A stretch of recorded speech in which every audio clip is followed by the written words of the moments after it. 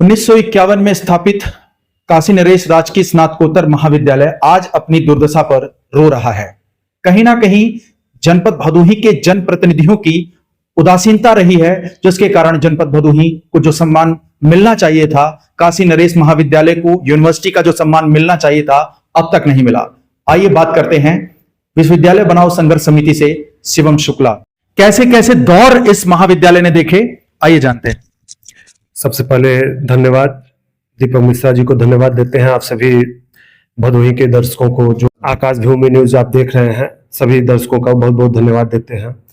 बात अगर पूरे प्रदेश में की जाए तो प्रदेश का ऐतिहासिक और पहला राजकीय महाविद्यालय काशी नरेश राजकीय स्नातकोत्तर महाविद्यालय है।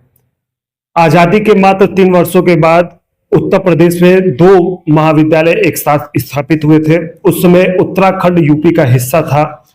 उत्तराखंड के नैनीताल में स्थापित कुमायूं महाविद्यालय और केएनपीजी काशी नरेश राजकीय स्नातकोत्तर महाविद्यालय, ये दोनों गवर्नमेंट राजकीय महाविद्यालय एक साथ जो है उत्तर प्रदेश में स्थापित हुए थे। 1971 में वहां के स्थानीय जनप्रतिनिधियों के, स्थानीय लोगों के जो है मेहनत से जो है वो 1971 में विश्वविद्यालय हो गया। जबकि अगर बात की जाए कुमायूं महाविद्यालय की और केएनपीजी की, तो केएनपीजी का जो स्ट्रेंथ था, छात्र संख्या थी, वो कुमायूं महाविद्यालय से ज्यादा थी।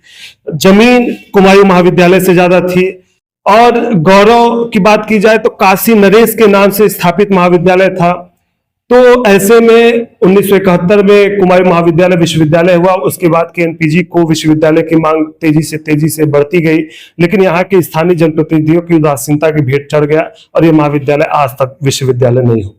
जबकि कई ऐसे जनप्रतिनिधि रहे जो इस जनपद से प्रदेश तक पहुंचे, क्या कहा जाए, उनकी विफलता है? बिल्कुल। और आप प्रदेश की बात कर रहे हैं, मैं तो देख रहा हूं कि पंडित श्यामधर मिश्रा जो है केंद्र की राजनीति में भी रहे और प्रदेश की राजनीति में अनेकों नेता यहां से निकले। लेकिन बात होती है कि आपका नेता जनता के प्रति कितना समर्पित है, क्योंकि राजा साहब जो कि 20.389 हेक्टेयर में महाविद्यालय बना हुआ है, उसके बाद भी जो है 64 एकड़ भूमि उन्होंने अलग से जो है इस महाविद्यालय के नाम दान दिया था।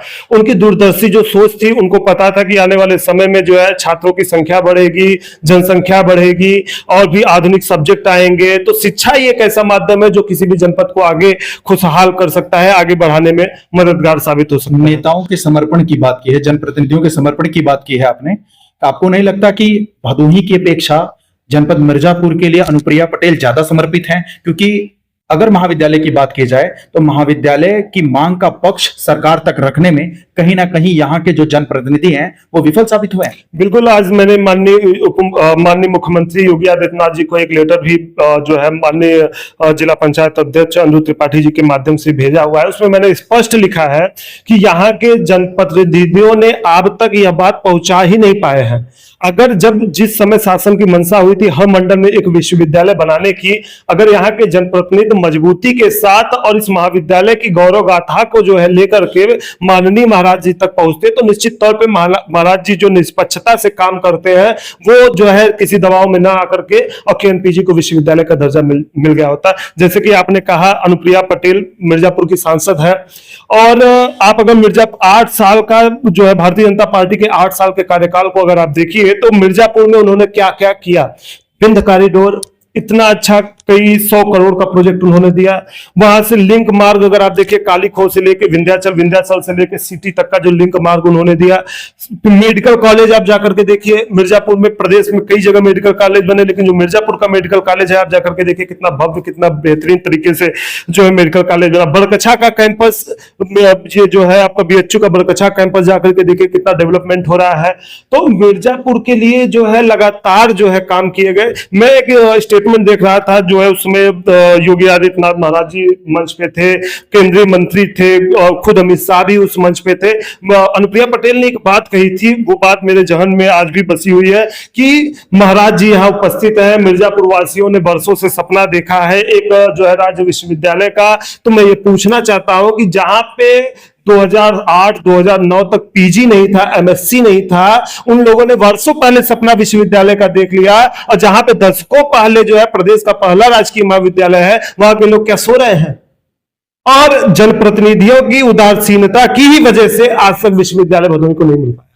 मैं एक चीज और जानना चाहूंगा कि अनुप्रिया पटेल अलायंस में है, सहयोगी पार्टी के रूप में है, और जनपद भदोही में एक विधायक कहा जाए और एक सांसद, यानी अपने जो सांसद हैं वो भारतीय जनता पार्टी के हैं, तो आपको नहीं लगता कि सत्ता में रहते हुए ये विफल साबित हुए हैं और वो अलायंस में रहते हुए ज्यादा सफल साबित हुए? देखिए, माननीय योगी आदित्यनाथ महाराज जी को कोई सपना तो आ नहीं रहा है कि किस जनपद की कौन सी मूलभूत आवश्यकताएं हैं, अब पुरानी चीजें हैं। बिल्कुल, और के माध्यम से जनप्रतिनिधि एक ऐसा माध्यम होता है कि जो जनता की बातों को ले जा करके शासन में रखता है और कितनी मजबूती से रख पाता है, और इसलिए जो है जनता जो है चुन करके उनको जिताती है। तो यहाँ क्या होता है कि जब जनता किसी को जिता करके एमपी एमएलए बना देती है तो वो जो है जनता को दिखाने लगते हैं कि मैं देखिए फलाने नेता के साथ उड़ रहा हूं, ढकाने नेता के साथ चल रहा हूं, उनसे आज मिल लिया, इनसे। आप जनता को क्यों दिखाते हैं? जनता ही आपको वहां पहुंचाई हुई है। आप उल्टा आप ये दिखाइए ना कि आपने जनता के हित के लिए किन नेताओं से मिल करके, उस विभाग के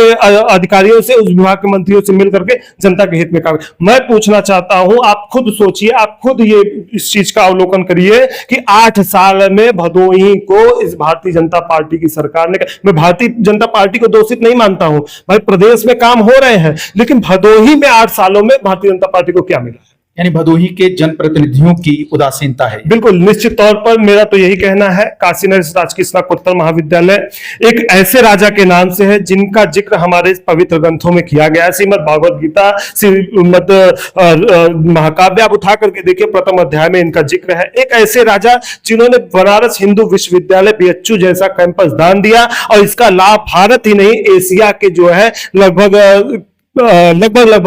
जितने भी देश है, 38 देश शायद है, सभी इसका लाभ उठा रहे हैं। तो राजा काशी नरेश के नाम से तो एक भी पूरे भारतवर्ष में कुछ है नहीं, तो एक मात्र डिग्री कॉलेज उस राजा के नाम से है, तो कम से कम उसको जो है आप विश्वविद्यालय बना सकते हैं। और उसके बाद आपको समस्या कहां आ रही है? शिवम जी, एक चीज मैं पूछना चाहता हूं कि जब भी कोई नेता आता है, आप नेताओं के यहाँ, जो यहाँ के जनप्रतिनिधि हैं, सबके यहाँ गुहार लगाते हैं। बिल्कुल।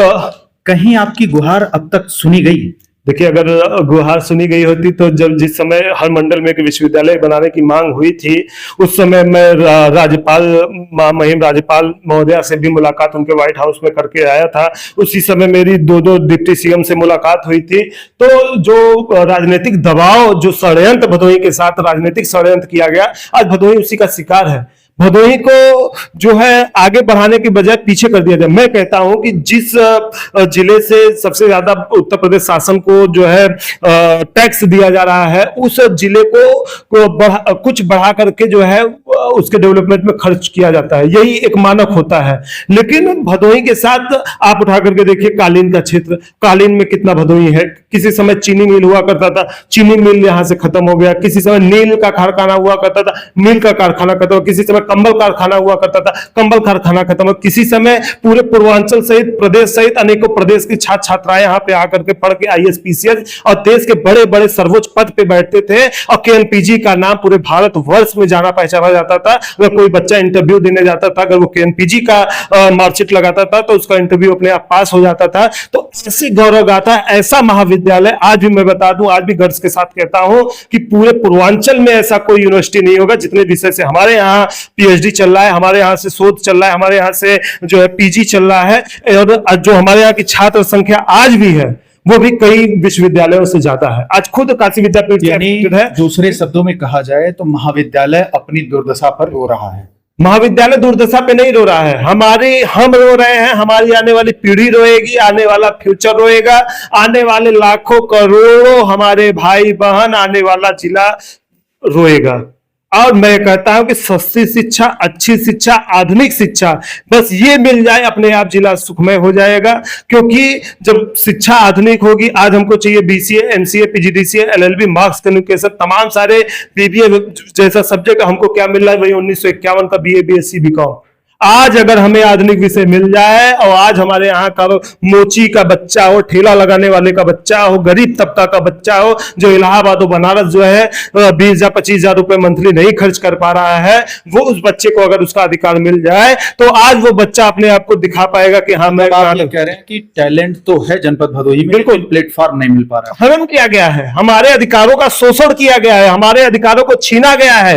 मैं तो यहाँ भदोही के उन महानुभावों को, उन सम्मानित लोगों को, उन जो है बुद्धिजीवियों से ये पूछना चाहता हूं कि आप कहां सो रहे हैं, आप कर क्या रहे हैं? आपको तो सरकार के अगेंस्ट जाकर के कोर्ट में दरवाजा खटखटाना चाहिए, पूछना चाहिए कि भदोही के लोगों के साथ इतना हनन क्यों किया गया है।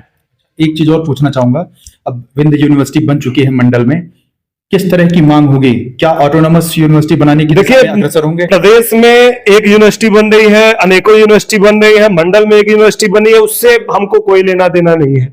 हमारी मांग काशी नरेश राजकीय स्नातकोत्तर महाविद्यालय को विश्वविद्यालय का दर्जा दिलाना है। ये हमारा राइट है, ये हमारा अधिकार है। आने वाले समय में अगर यदि ऑटोनॉमस यूनिवर्सिटी काशी नरेश विद्यालय को महाविद्यालय को बना दिया जाता है तो क्या समझते हैं इसके? देखिए, ऑटोनॉमस हो जाने से भी एक अपना महत्व हो जाएगा इस महाविद्यालय का, अपना खुद का पेपर कराना, खुद का एग्जाम कराना। तो देखिए, किसी भी प्रोसेस, बच्चा जब पैदा होता है तो पहले वो धीरे धीरे उठता है, धीरे धीरे फिर चलना सीखता है। अगर ऑटोनॉमस भी हो जाता है तो भी ये मान के चलता हूं कि जनप्रतिनिधियों के सहयोग से शासन प्रशासन ने जो है लग करके ऑटोनॉमस करा दिया। फिर उसके बाद आगे यूनिवर्सिटी की लड़ाई लड़ना या यूनिवर्सिटी होना आसान सा रहा दिखने लगेगा। तो ऐसे में अगर ऑटोनॉमस भी होता है तो उसका भी हम स्वागत अभिनंदन करते हैं। लेकिन हम ये मांग करते हैं कि ऐसे राजा की धरोहर, ऐसे राजा का सपना, जिस राजा ने बीएचयू जैसा दान दिया, इस इतने बड़े कॉलेज को दान दिया, लाखों लोगों का भविष्य यहां से संवरा। हम आपसे पूछना चाहते हैं, भदोही जनपद के कोने कोने के जो भी लोग यहां से पढ़ के रिटायर हो चुके हैं या अभी भी सेवा दे रहे हैं सरकारी व्यवस्थाओं में, कहीं ना कहीं केएनपीजी ही उसकी देन थी। वो उतने मजबूत नहीं थे कि वो इलाहाबाद और बनारस रह के पढ़ लेते। लेकिन आज जो हमको सब्जेक्ट चाहिए, आज जो हमें विषय चाहिए, जिससे हमारे जनपद का एक छोटा सा छोटा गरीब का गरीब बच्चा जो है पढ़ के अपने जीवन को संवार सकता है, जनपद को सुखमय कर सकता है, तो ऐसे में बहुत ही जरूरी है कि हमें आधुनिक विषय के साथ जो है यूनिवर्सिटी मिले। यूनिवर्सिटी होने से जनपद का सर्वांगीण विकास होगा, जनपद अपने आप सुखमय और जिला अपने आप खुशहाल। धन्यवाद। धन्यवाद।